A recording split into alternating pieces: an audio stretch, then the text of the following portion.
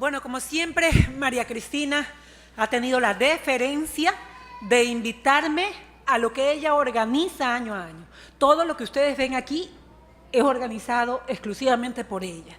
Yo soy parte de las invitadas y me siento sumamente agradecida por la deferencia que ella tiene conmigo todos los años respecto a la rendición de cuentas. Yo voy a presentar dos videos cortos de dos intervenciones en el Pleno, una del primer año de gestiones y una del segundo año de gestiones, para que puedan concebir cómo se desarrollan las sesiones en la Asamblea Nacional. Lamentablemente, y eso les consta a mis compañeros legisladores, a veces no tenemos la contrarréplica que quisiéramos. Me doy el lujo de decir que el bloque de madera de Guerrero, las 6, cuenta con legisladores brillantes en cada uno de los temas que desarrollan. Y cada persona que toma la palabra, aunque nuestro bloque es de 7, 8 con el asambleísta Torres, cada uno es un lujo en lo que dice y expone respecto a sus tesis que se están debatiendo en la misma. Una de las cosas que llamó la atención este año fue el debate de las enmiendas constitucionales. Ustedes saben que dentro del proceso, primero se debate, en el primer debate hay que esperar un año para el segundo debate. Ya tuvimos el primer debate en noviembre, están disque recorriendo la nación haciendo la socialización de las enmiendas para que pueda llevarse a cabo el segundo debate, supuestamente con los aportes que la gente da. Ahora ustedes deben de saber que los aportes que la gente da en todo este año que le cuesta al país, que les cuesta a ustedes a través de lo que gasta la Asamblea, con todos sus aportes no van a ser incluidos ni uno solo. ¿Por qué? Porque la Corte Constitucional decidió, y esa es su potestad, lo que se iba a tratar en la Asamblea respecto de las enmiendas. Si la Asamblea dice sí o no, no puede avanzar en nada más. Es decir, no puede cambiar los textos que la Corte dijo, estos son enmiendas. La Asamblea puede decir, vamos a aprobar la 1, vamos a desechar la 2, son 16. Así es que para mí es una toma de pelo aquello que le están haciendo a la ciudadanía de que acuda a foros a escuchar supuestamente si están de acuerdo o no con uno de los temas que más se discute, la reelección indefinida. Alguien escribió hace pocos días en un diario de circulación nacional una frase que el presidente de la República dice siempre, somos más. Y él la tomaba de manera distinta. Les dijo, señor presidente, somos más los que queremos que nos consulte si queremos o no la reelección indefinida. Somos más los que queremos consulta popular. Nuestra posición no ha sido decirle no a la consulta, no a la reelección indefinida, no. Lo único que defendemos es el derecho que tiene más del 70, casi el 80% de los ecuatorianos que exige que se les pregunte si ahora quieren cambiar lo que antes decidieron. Recuerden que la Constitución vigente fue aprobada por, creo que 4 millones y algo más de los ecuatorianos. Ahora, 100 personas dicen que pueden tomar la decisión por esos 4 millones ecuatorianos o más que decidieron sí a la Constitución porque a ellos los eligió el pueblo. Pero hasta el día de hoy no han podido dar un solo argumento, y lamentablemente esa no fue la intervención que traje, respecto del por qué no le preguntan al pueblo. Porque dicen el por qué sí puede ir por la Asamblea Nacional, pero ni un solo argumento de por qué no al pueblo, salvo una entrevista que dio el presidente de la República, Rafael Cuesta, en un canal de televisión, que dijo lo siguiente, ante la pregunta insistente del periodista, de por qué no se les consultaba. Si nos habían preguntado por gallos, por casinos, ¿por qué no se nos preguntaba por un asunto tan importante? Y el presidente dijo, y eso lo pasé en el Pleno, es que antes no teníamos mayoría en la Asamblea y teníamos que gobernar con el pueblo. Ahora ya tienen mayoría en la Asamblea y ya no necesitan al pueblo para gobernar. Esa es la lectura que se le dio a lo que dijo el presidente de la República. Pero ojo, no solamente el tema de la reelección indefinida es el que nos convoca a los asambleístas que formamos parte del bloque. Hay un tema más que va directamente relacionado con ustedes, y es la consulta popular ciudadana. Actualmente la Constitución dice que todos nosotros podemos hacer una consulta popular, claro, cumpliendo con los requisitos de la recolección de firmas, etcétera, y podemos preguntar sobre el tema que quisiéramos, todos, sobre lo que quisiéramos, salvo, dice la Constitución, 2 temas. El uno de ellos los impuestos y el otro la división geopolítica administrativa del Estado, si mal no recuerdo. Salvo eso, todo lo demás podemos preguntar. ¿Qué dicen ahora ellos, los 100, que contradicen la decisión popular? Le vamos a quitar la frase sobre cualquier tema, para que quede claro. Dice que los ecuatorianos no pueden preguntar sobre todo, porque aquí hay 2 excepciones. Pero por supuesto, señores, ¿qué más clara la Constitución que dice pregunten sobre todo, menos estos 2 temas? Ahora, al quitarles esa frase, todos nosotros, el Ecuador entero, si quiere hacer una consulta popular, deberá someterse al visto bueno de una ventanilla de despacho que es el Consejo Nacional Electoral de la Presidencia de la República. Si ellos reciben la orden de que la consulta va, va. Si no, no va. Ese es el gran meollo de toda esta enmienda constitucional. Y para finalizar el tema, uno de los argumentos que dieron, el principal, que decían para aprobar la reelección indefinida, los asambleístas de gobierno decían que esta se hacía porque todo el pueblo tenía derecho a elegir y ser elegidos, y que por eso era necesaria poner esta reelección indefinida. Yo les pregunto a cualquiera de los que están presentes, ¿alguno de ustedes tiene o necesita de esa reforma para ser candidato a presidente de la República, por ejemplo? Ninguno de ustedes la necesita, no tienen impedimento. ¿Cuál de ustedes necesita esa reforma para ser candidato a legislador o a concejal o a alcalde o a prefecto? Ninguno de ustedes. El único que necesita la reforma constitucional para ir a la reelección es un solo ecuatoriano, y es el presidente de la República. Así es que el cuentito de que lo hacen por todos nosotros no es válido. Luego, también dentro de la Asamblea se ha tratado varios temas políticos en los que me gusta más intervenir, porque creo que en los temas que tienen que ver con observaciones, que también las he hecho, poco o nada logramos. Creo que algo se puede salvar. María Cristina lo mencionó. Henry también ha logrado algunos cambios dentro del ámbito que está relacionado con los gobiernos seccionales, pero es muy, muy poco lo que se puede lograr que lo pongan en la ley. Hubo una resolución del CIP, es la Sociedad Interamericana de Prensa, que los legisladores de gobierno dijeron: hey, señores, díganle al CIP que no se meta con nuestro país, que ellos no pueden intervenir en lo que en relación a la libertad de expresión sucede en el Ecuador. ¿Cuál fue nuestra posición dentro del Pleno? Ok, podemos decirle a un organismo internacional que no intervenga, pero nosotros, los ecuatorianos, estamos en la obligación de intervenir en temas, por ejemplo, como la obligación el acorralamiento que hicieron con periodistas para que salgan de canal, cierres y suspensiones de canales, porque la memoria a veces nos es ingrata, y no nos acordamos, por ejemplo, que Teleamazonas estuvo suspendido 3 días por haber pasado un programa, el de Los Simpson, que en ese momento un burócrata pensó que atentaba contra la salud mental de sus hijos, porque no dijo de todos los niños, que a sus hijos eso le hacía daño.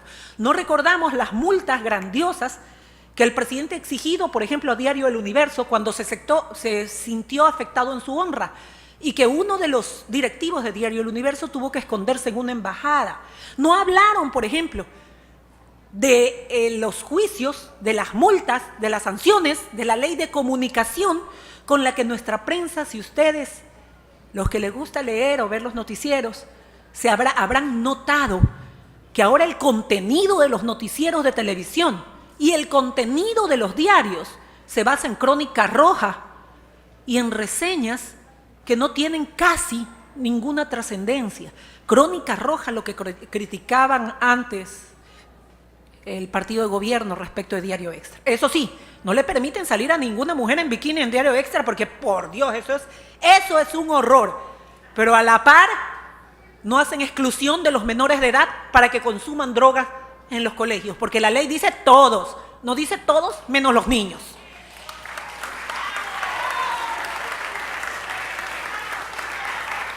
Los fondos de cesantía fue otro tema que tratamos en el Pleno.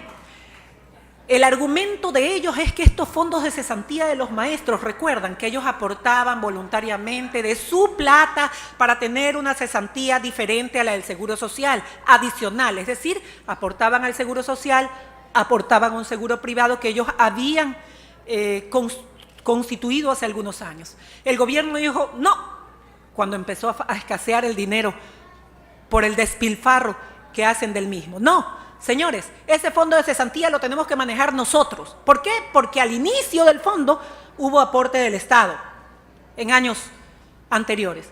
Entonces el razonamiento es, ¿por qué no le pidió solamente el dinero que el Estado puso en esos fondos de cesantía, más los intereses que pudieron haber generado? Y se llevó eso y también el dinero que la gente depositó ahí voluntariamente de su bolsillo. ¿Dónde está el límite de lo privado y lo público? ¿Por qué se apropió de todo cuando dijo que una parte de eso, no todo, era del Estado? Por otro lado, también limitó no solo a los de las telefónicas, sino cualquier trabajador en general que tengan utilidades por encima del monto fijado por el gobierno. Posteriormente dijo que no le subía el sueldo a los trabajadores públicos en general, como estaba decretado, como el municipio sí lo hizo, por la crisis económica. Solamente que hay una diferencia. Guayaquil, y esto para hacer un paréntesis, es un lunar y una molestia, una espina para el gobierno central, a través de la cual se nota la diferencia de los manejos respecto de la economía.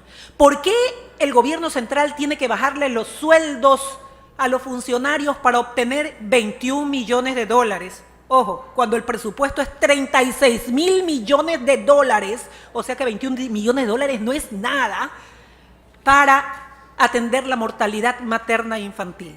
¿Por qué el gobierno tuvo que apropiarse de los fondos de cesantía? ¿Por qué el gobierno tuvo que rebajar los sueldos? ¿Por qué el gobierno tuvo que apropiarse de las utilidades de los trabajadores? ¿Por qué en Guayaquil no pasa eso? ¿Por qué el gobierno paraliza obras? ¿Por qué en Guayaquil siguen las obras planificadas y otras adelante? ¿Por qué en Guayaquil no se bajó los sueldos a los empleados cuando los decretó el gobierno en primera instancia, que dijo que lo mandado por la ley no lo iba a subir y ahora ya no solo eso, sino que los bajó? La diferencia de los modelos delata algo muy importante. Allá se administra mal, aquí se administra bien y esos son los resultados. La intervención que les voy a hacer escuchar es la del primer año de mis funciones respecto de una ley que ustedes deben haber conocido y se trataba de que a las personas que habían sido señaladas como víctimas de gobiernos anteriores en derechos humanos, la de los señores de Alfaro Vive, estaban pidiendo indemnización económica respecto de lo que ellos dijeron había ocurrido, la violación de sus derechos humanos ocurrido en gobiernos pasados.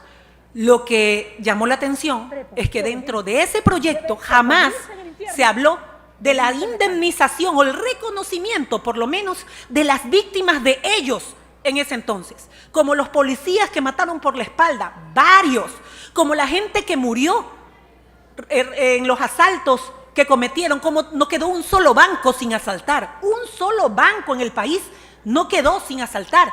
La cabeza de Briz, del empresario Briz, que llegó en una caja, así los devolvían, pero ellos sí tenían derechos humanos, sin embargo sus víctimas no. Así es que aquí les presento la intervención que en ese momento hice para que incluyan a las víctimas también de los de este grupo considerado peligroso en ese entonces. Señora Presidenta, señores legisladores, absolutamente de acuerdo. Todo aquel que esté involucrado en la muerte de los hermanos Restrepo, por ejemplo, debe o podrirse en el infierno o podrirse en la cárcel.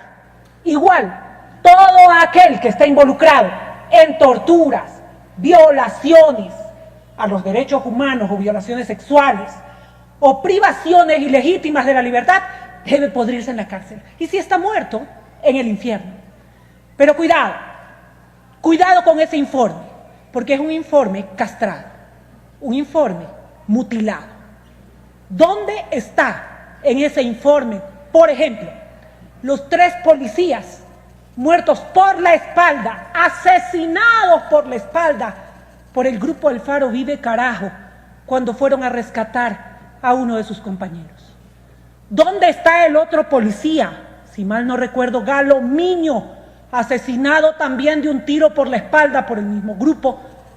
Según la reseña que recogen de la época, siendo él un importante practicante de tiro, murió sí, pero por un disparo por la espalda. ¿Dónde están las víctimas en ese informe de los secuestros de ese entonces? Como Enrique Echeverría, por ejemplo, o como el señor Granda, que salió herido también en un intento de secuestro por las mismas personas que están pidiendo reparación, cosa a la que no me opongo. Solamente digo, completen el informe está castrado. ¿Dónde están las víctimas de los asaltos, de los secuestros, de los asesinatos de ese entonces? Y para completar, señora presidenta, ¿qué pasó con Efrén Cosíos, por ejemplo? Media cabeza le voló un policía durante este régimen por salir a protestar por el bachillerato unificado. Media cabeza. ¿Y sabe qué? No se recupera. Está muriendo en una cama, sí, bajo la paciencia bondadosa de su madre, quien lo atiende día a día. Y el gobierno sí, ¿qué ha hecho? Le puso una enfermera, una cama. ¿Sí? ¿Durante qué gobierno? Durante este gobierno le volaron la cabeza una bomba lacrimógena a un policía. ¿Durante qué gobierno murió Bosco Bizuma? En una protesta popular también. Durante este gobierno también murió Bosco Bizuma. ¿Quiénes o en qué gobierno fue que se comieron las balas, los gusanos, en la revuelta del 30S y enterraron a los policías sin balas? Durante este gobierno. ¿Dónde están los 10 de Oluluncoto? Su memoria ya le falla. Los que fueron arrastrados a la prisión, así como dijo un compañero hace un momento, por tener en su mochila 10 cuadernos y 10 plumas. Ellos también tenían, además de eso, creo que unos centavos para completar la gran bomba que atentaba contra el gobierno central, y fueron arrastrados y privados de su libertad y puestos en prisión 10 jóvenes cuyas pruebas fueron las mismas, señor legislador, que le encontraron a usted en ese entonces. ¿Por qué sobre ellos no se habla? ¿Por qué aquí no se ha hablado sobre los arrastrados de Gayuma, pueblo humilde pero valiente que salió a protestar también por obras en su sector, y que la policía y los militares llegaron y lo arrastraron y los patearon incluso a personas discapacitadas? Y bien dicho por el señor Acacho, nunca había visto operativo más grande ni para capturar a verdaderos delincuentes, que hay muchos de cuello y corbata también actualmente, y aquellos que también le quitan la vida a los ciudadanos inocentes en este país. Nunca he visto un operativo tan grande para capturar a un delincuente como ese, como el que le hicieron al señor Acacho, que no es de mi línea política y nunca lo va a hacer, ni vamos a coincidir tal vez jamás en nuestras posiciones, pero es un ser humano que también tiene derechos, señores, derechos. Vamos, tengan la valentía de no mirar a otro lado cuando se habla de este gobierno. Tengan la valentía de no mirar a otro lado cuando se hablan de las víctimas del grupo del Faro Vive. La señora Buendía dijo, mis compañeros.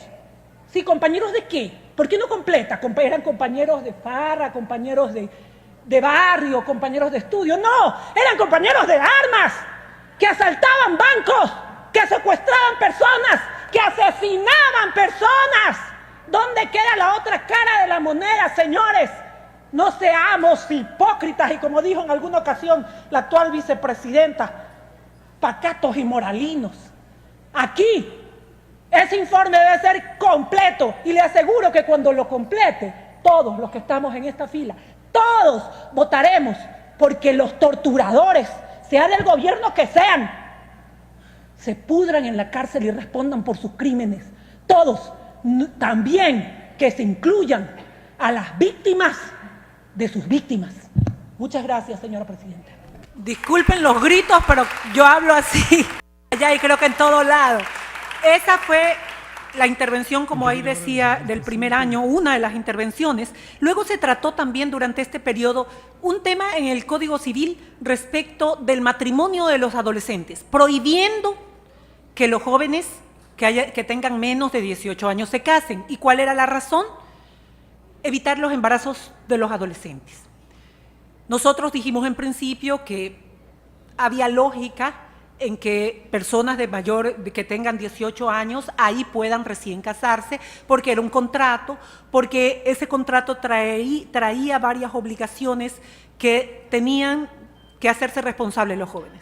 Pero también señalamos que eso no evitaba pues el embarazo de las adolescentes. Es que no es al revés. No es que las adolescentes se casan y después salen embarazadas, es todo lo contrario. Las adolescentes se embarazan y por eso se casan después. Y el gobierno puso una campaña en principio de vivan los condones en los colegios, no sé si ustedes lo recuerdan, que prácticamente los repartían todos los días en los colegios, los condones. Y el mensaje claro era que pueden hacer lo que quieran con sus cuerpos mientras cuiden su salud o mientras no se embaracen.